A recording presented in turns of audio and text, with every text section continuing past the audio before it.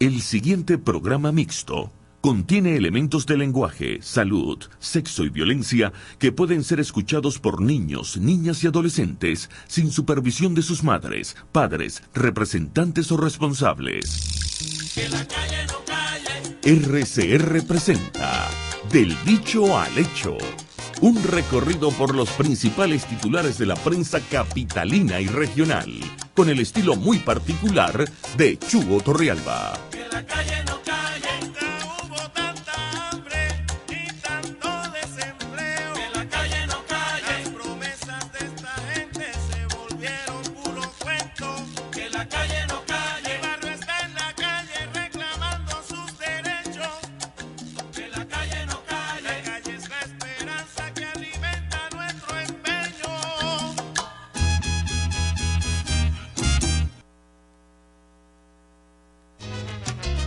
Escucha Venezuela, el cambio, sí va.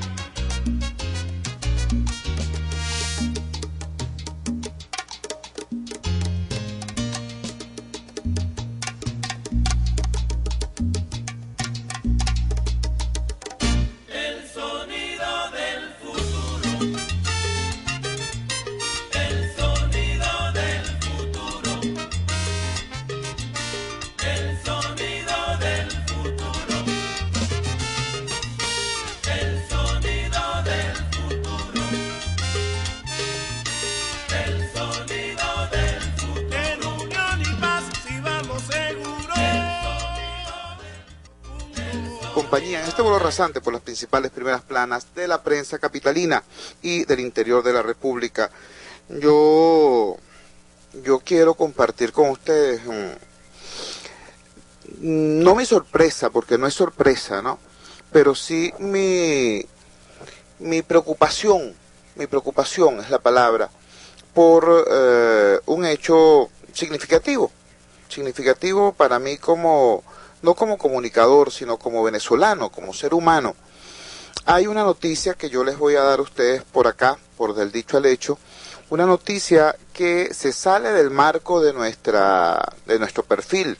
Como ustedes saben, Del Dicho al Hecho se encarga de leer los titulares y ubicarlos en una perspectiva amplia, ubicar el titular en su contexto.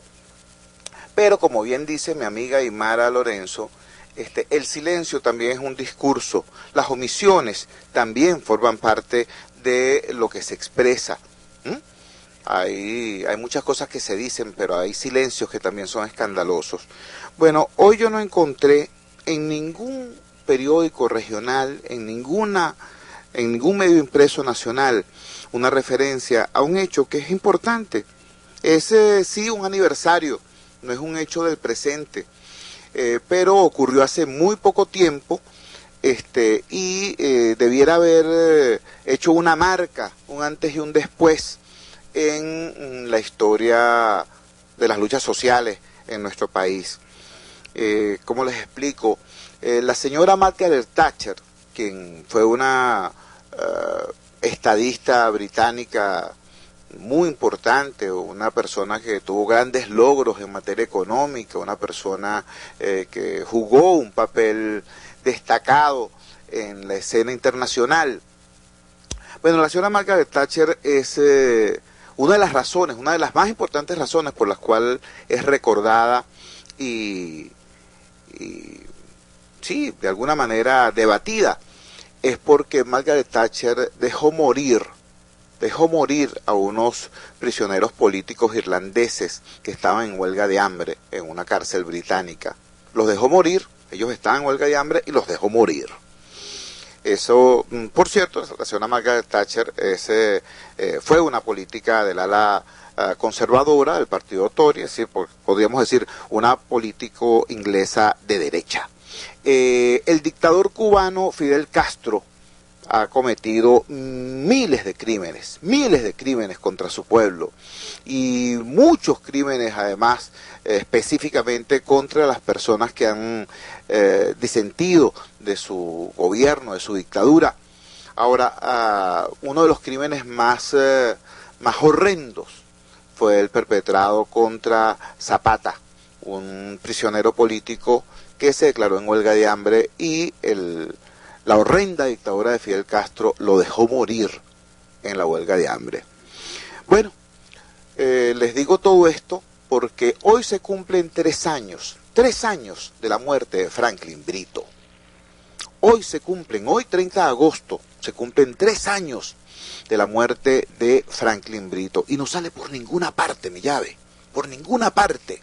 Y entonces, como lo hemos dicho anteriormente, nuestro trabajo, que consiste en ser megáfono y tribuna de los más humildes, añade un tercer concepto. Somos megáfono y somos tribuna, pero también somos memoria. Y yo quiero recordar hoy que Franklin Brito era un productor agropecuario que empezó a pelear con el poder, porque hubo un alcalde allá en el estado Bolívar, donde él vivía, en el pueblo Guaratara, en el municipio Sucre del estado Bolívar, hubo un alcalde que quiso combatir una plaga que se estaba comiendo las plantas de ñame, y quiso combatirla con un proyecto de fumigación con un insecticida altamente contaminante. Y resulta que Franklin Brito, además de productor agrícola, era biólogo. Entonces Franklin Brito se opuso a eso, se opuso a envenenar la tierra. Él decía, hay controles orgánicos que son mucho más eficientes y que además no contaminan. Y Franklin Brito ganó esa batalla, es decir, le quitaron a ese alcalde, chavista por cierto, el negoción que iba a hacer, porque la CBG iba a poner el dinero para ese proyecto de fumigación con contaminantes. Bueno, le quitaron los reales y allí ese alcalde le puso la cruz a Franklin Brito. Ese alcalde dio autorización para que le invadieran las tierritas a Franklin Brito. Franklin tenía una suerte de minifundio allí, una parcela pues. Bueno, este señor dio autorización para que le invadieran las tierras, ¿no? Y el INTI emitió unas cartas agrarias para que los invasores, además, dijeran que estaban allí apoyados por el gobierno. Pero ahí empezó una larga lucha de Franklin Brito, muy larga lucha.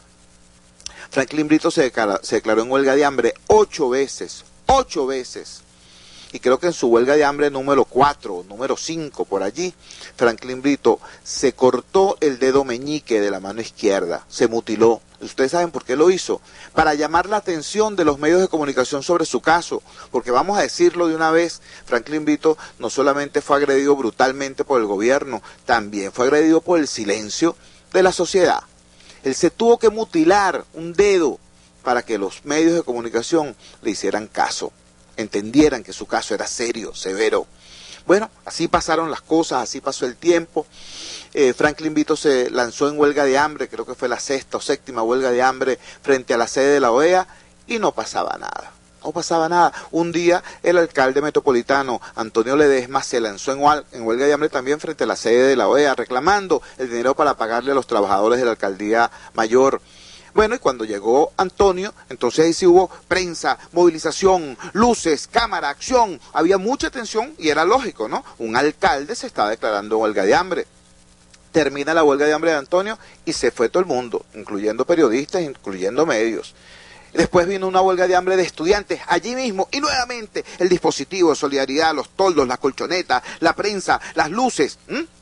Terminó la huelga de hambre, se fueron todos y ahí quedó Franklin solito. Y yo me di cuenta de eso. Y yo hablé con él. Y lo sacamos a un programa del Radar de los Barrios.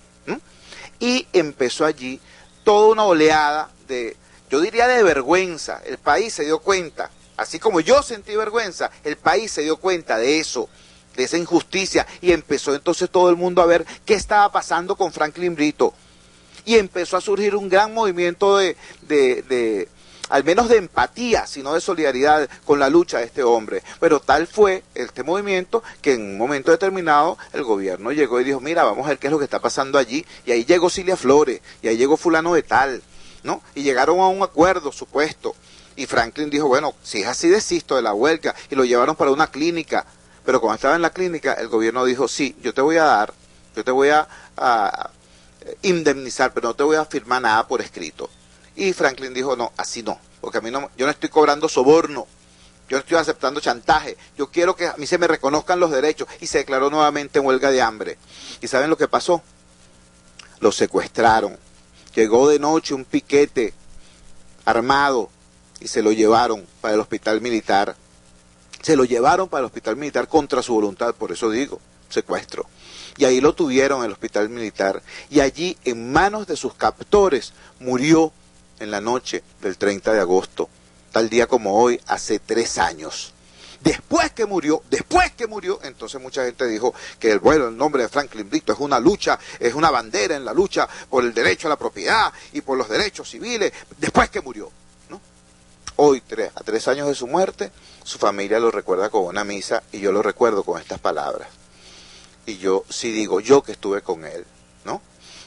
La humilde Asociación Civil RAR de los Barrios fue la única organización que convocó 2 movilizaciones frente al hospital militar en solidaridad con Franklin Brito. A una asistieron 70 personas, a otras 100 y pico. Pocos políticos, recuerdo yo a Delsa Solórzano allí, recuerdo también a Pablo Medina allí, pero muy poca gente se aproximó. Después que murió, sí, después que murió se llenaban la boca con el nombre de Franklin, porque Franklin murió agredido por el gobierno y olvidado por mucha gente. Hoy, Franklin, mi hermano, mi palabra de respeto, de reconocimiento, por haber sido un hombre que fue capaz incluso de entregar su vida por sus principios, por la lucha, por el derecho que tenemos todos nosotros a la propiedad, por el derecho que tenemos todos nosotros a una vida decente, por el derecho que tenemos todos nosotros a no temerle al Estado, sino a entender que el Estado es un servidor del pueblo y no al revés. Por todo eso luchó Franklin Brito y por todo eso Franklin Brito entregó su vida. Que se sepa, pues, que todavía vemos venezolanos con memoria y que todavía vemos venezolanos con vergüenza. Vamos de inmediato con la primera plana del diario El Nacional en su edición correspondiente hoy viernes 30 de agosto del año 2013. Su gran titular de apertura es el siguiente: buhoneros venden leche en polvo a bolívares 70 el kilo. Aumenta escasez de aceite, azúcar, queso amarillo y harinas. A pesar de que el producto está regulado en 36.4 bolívares, los vendedores informales que tienen la mayoría de los alimentos que no se consiguen en los mercados lo venden al doble. La gran gráfica de esta primera plana del diario El Nacional tiene que ver con otra lucha que nosotros hemos librado con mucha fuerza desde la televisión cuando estábamos allí, también desde la radio con mucha fuerza. La lucha de nuestros amigos, de nuestros hermanos del sur de Maracay. El sur de Maracay está inundado y así es el gran titular de apertura. El lago volvió a entrar en Maracay. Allí hay una situación compleja. Allí las cloacas tienen un determinado nivel, ¿verdad? Pero más arriba del nivel de las cloacas está el nivel del río Madre Vieja. Entonces las cloacas no pueden correr hacia el río porque nada, pues, no pueden. El nivel del río es superior. Se devuelven las cloacas e inundan el barrio. Pero resulta que el nivel del lago está por encima del nivel del río. Entonces el río no puede correr hacia el lago, se devuelve e inunda a la población. Entonces resulta que esa población, la población del sur de Maracay, está triplemente inundada. Aguas Negras, Río Madre Vieja y Lago de Valencia. Todo eso que tenemos nosotros casi 8 años denunciándolo, hoy es primera plana en el diario El Nacional con una gráfica ciertamente impresionante. Otros titulares en la mañana de hoy en esta primera plana del diario El Nacional. Estados Unidos se reserva derecho para ataque unilateral en Siria. Expertos de la ONU abandonan Damasco. Como ustedes saben, el señor Bashar al-Assad fue encontrado infraganti por observadores de la comunidad internacional haciendo uso de armas químicas contra su propia población y países occidentales van a desarrollar supuestamente un ataque en represalia por esa violación de la legislación internacional sobre ese uso de armas proscritas.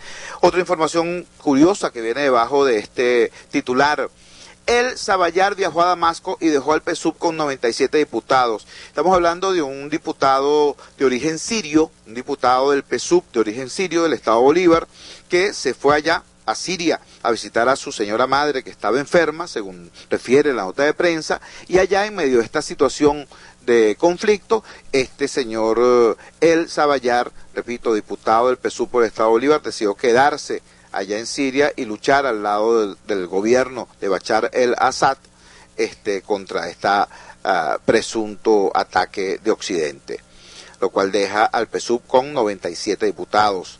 Condenaron a mujeres por muerte del niño de Guanare. Consideran que fue un fallo justo. Es aquella horrenda historia de un niño que fue asesinado en medio de horribles torturas y bueno, las damas que estuvieron implicadas en esa horrenda situación fueron condenadas a 27 años de cárcel. En el ángulo inferior derecho seguimos hablando de mujeres y de niños, pero esta vez de Margarita, del estado de Nueva Esparta. 5 parturientas y sus bebés murieron en 2 semanas en Margarita. Los decesos ocurrieron en el hospital Luis Ortega de Por la Mar.